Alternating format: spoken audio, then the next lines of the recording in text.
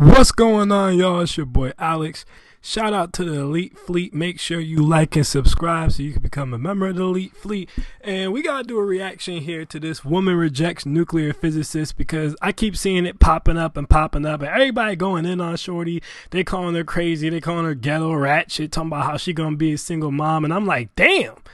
Like all that just because she didn't want to date dude. But you know, I hadn't seen it, so I'm like, maybe she's being ridiculous, maybe she was being disrespectful. So I decided, you know what, let's do a little bit of a reaction to it. Let's check it out and I'll give y'all my thoughts on rather or not. I personally think that she's wrong in the situation. Okay, now right off the back here, the first thing that I noticed is my man NS Crisis over here.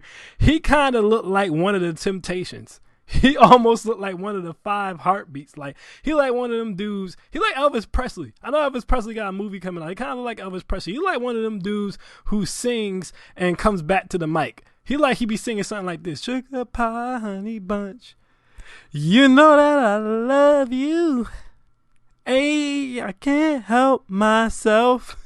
That's what my man looked like. So he automatically looking like he don't got no sauce right off the back, okay? But looks can be deceiving.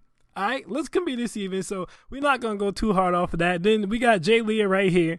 Jay Leah is the girl that he's trying to get at, okay? Now, I'm just watching this clip, so I don't know nothing about really what she has going on or whatever the case may be.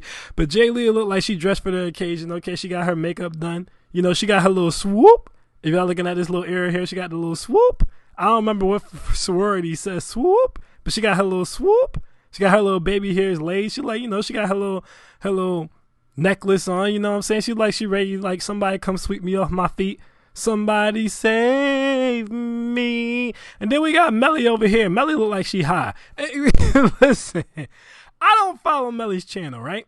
I've been seeing her like popping up on the rounds a lot lately, and everybody talks about how fine Melly is. Now listen, Melly's not ugly, okay? But at the same time, Melly's like one of those people who, like, it looked like she was supposed to be really attractive and something just kind of went wrong. Like, y'all ever seen that show on Nickelodeon where they used to go through the little temple and like they used to try to like figure out where the treasure was or whatever the case?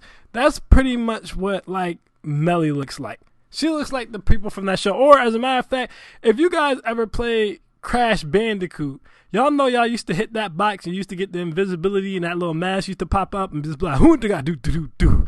That's kind of what Melly looked like too. A tiki mask. What's Legends of the Hidden Temple? That's the damn Nickelodeon show. I couldn't remember the name of it. She looked like that statue off of Legends of the Hidden Temple, if you never heard of it, or like that statue off of Crash Bandicoot that gives you invisibility. Like, I don't know, her jawline just kind of strong. But let me stop roasting Melly, man, because that's not what we're here for. Listen, I like the joke, all right? Before people come in there, why are you talking about them? Look, I like the joke, you know? That's what I do, okay? I'm probably one of the only ones on this platform that when people say a joke about me or people come at me, I don't even delete the comment. I just let the comment sit there. I could take a joke, I could diss a joke. It's just jokes, all right? But anyways, let's get into this thing and see what we got going on here. Rather or not this girl is wrong. Here we go. Here we go right here. We turn this up. Turn the music up, turn me down. Here we go. Oh, hi. What are you're reading? Yeah, I was actually reading. I ship out in a few days, so I was just reading the artist strategy. Oh. Alright, so right off the bat, we're going to have to get this man. Why would you go to talk to a shorty and you reading a book? And he's like, oh yeah, you know, I'm about to go and ship off, so I'm reading this book. Listen, I know plenty of people in the military. I don't know anyone in the military who was about to ship off and decided to read Sun Tzu's The Art of War before they shipped off.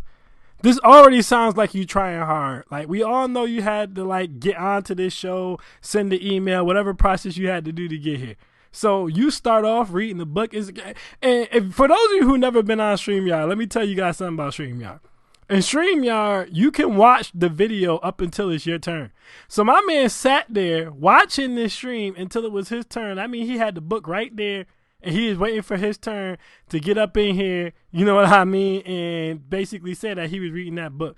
It reminded me of when LeBron James was pretending to read that book by Malcolm X when he was doing his fake activist thing. Like, that's what this dude's doing. So he's automatically starting off on the wrong foot. He already came in here looking like one of the fighting Temptations, and now he on here pretending to read a book. But I digress. Not saying he don't read, but I highly doubt he was literally reading that particular book right before he came up on this show. Okay. For the military? Yeah, so actually I'm a nuclear physicist for the Navy. So I do that in a few days. Okay. Okay. All right, so he's a nuclear physicist for the Navy. All right, so we know that. Let's go. How old are you? I am 27. I look a little young. I'm not that young. Yeah, you look young. So where do you live? So I'm actually in the Woodlands, Texas right now. Right down there by Houston. I'm about 30 minutes away from Houston. So I'm a little close. Oh, nice. Okay, so tell me a little bit about yourself. Man, where do I start? I like martial arts a lot. I did a bit of pharmacy back when I was a little bit younger, about 2-3 years ago. I got certified at pharmacy around when I was 17. I didn't really do anything with it. I went to university for a while. I was getting like a business degree. So I have a bachelor's in business. And then I did pharmacy for a little while, for about 3 years, and then got bored. So I was like, let's go see what the military has to offer. Didn't do anything. Hang on real quick, guys. Y'all see their faces? Look at this right here. She's not even listening to anything he's saying at this point. She gone. That's the airhead look. That guy, like, she's gone mentally, okay? Melly over here looking to put the next person up. She reading the chat box. She looking for the next person to come up. She checking out her hair in the mirror. She waiting for the next person to come up. Nobody's paying attention to him. Somebody just called him Elvis's son. I told you. I told y'all that dude looked like one of the Temptations, man, of one of the 5 heartbeats. Y'all thought I was joking. But he's babbling on a lot about nothing, man. Like, he's completely lost the interest of these 2 women. Let's see if he's going to pick this thing up or turn this thing around here. I did my PICAT about a year ago. Got a 96 on that. It goes up to a 99. Got a 96. They offered me nuclear physics, and I was like, why the fuck not? So I went there, and now I ship out in a few days. Oh, okay, nice. Well, best of luck as you ship out pineapples. Yeah. And she kicks him off the show. Now listen. None of us should be surprised she kicked him off the show. Because you could tell when he lost them. As soon as he started talking all that, he completely lost them. Okay, he lost the host and he lost the chick he's trying to talk to. Because he's babbling on too much about absolutely nothing. Let's see what her actual reason is. She's probably going to say he's boring. I can almost guarantee you. If I know black women, she's going to say he's boring. Let's see. He literally didn't tell me any qualities about himself. He's just like, I made a 96 on this. I did this. And I feel like I did that at first too. But however, I need a man with some personality. You felt that quick? You know you didn't have personality? Yes, I'm really good at reading people. Okay.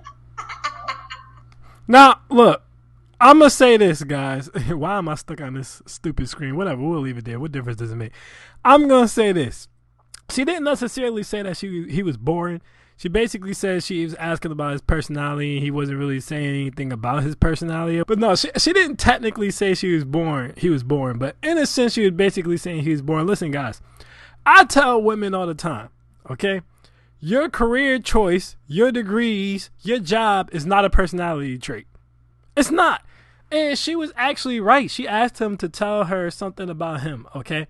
And besides mentioning that he does martial arts, he basically just talked about, achievements that he has and all that's fine and dandy. I'm not saying that that's not a good thing. But again, this is a problem I have with a lot of career women. All they talk about is how they have more degrees than a thermometer, more degrees than a thermostat. You know what I'm saying? I went to school and I got a Bachelor of Arts and higher level education. And then I got a master's in physical education. Like, who cares? Who cares? Like, because my thing is this. I don't really give a damn about any of that. All right? Can you cook?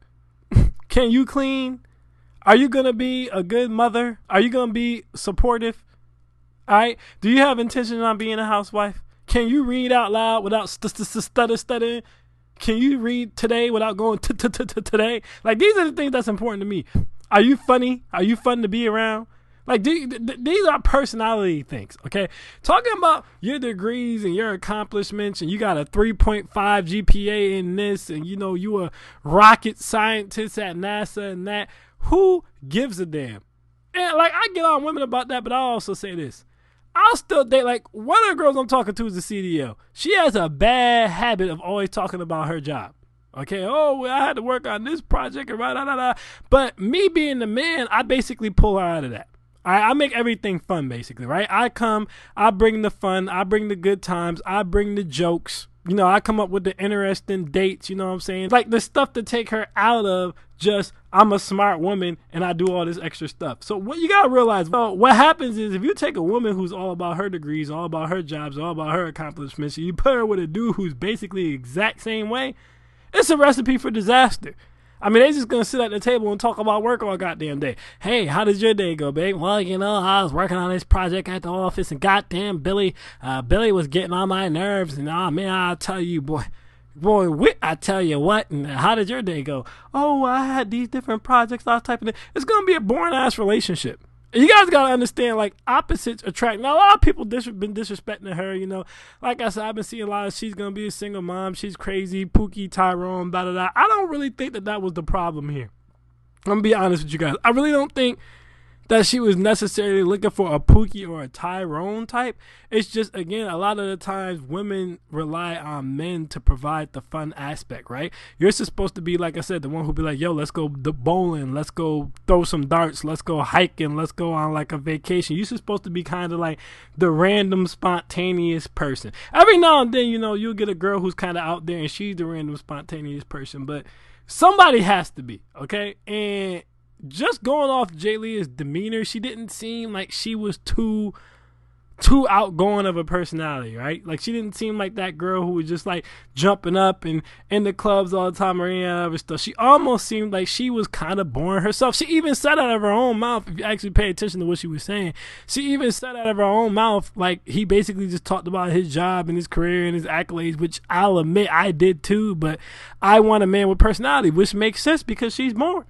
Like the CDO that I was just telling y'all about, one of the reasons she likes me, amongst many things, is because I'm funny, I'm fun. I take her out of her element. I be out here like, yo, get on the back of this jet ski. Yo, get on this yacht. Yo, we about to go hiking. Yo, we about to get on this Ferris wheel. Yo, we about to get on this roller coaster. Like, I take her out of her element. I take her out of her comfort zone. I give her a space where she can be silly and she can be goofy and she can have fun and she can laugh and we can have a good time together.